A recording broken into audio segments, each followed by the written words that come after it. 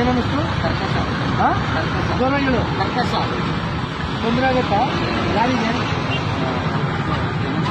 ತೊಂದರೆ ಆಗುತ್ತಲ್ವಾ? ಮತ್ತೆ ಯಾಕೆ ಹಾಕಿದ್ಯಾ? ಸ್ಕೂಲ್ ಬಸ್ ಅಲ್ವಾ ಅದು? ಸರಿ ಮನುಷ್ಯ ಬೈ ಮಾಡಿ ನೀನು ಕೆಳಗಿಳಿ ಹೊಟ್ಟೆ ಅಂತ ಅರ್ಥ. ಕೂತ್ಕೋ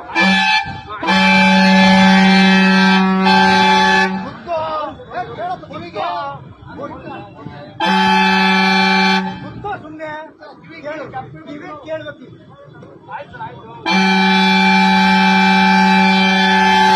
ಖುಷಿ ಅನ್ಸುತ್ತಾ? ಹರೀಶ ತನ್ನ ಕೇಸಕ್ಕೆ ಬಾಯ್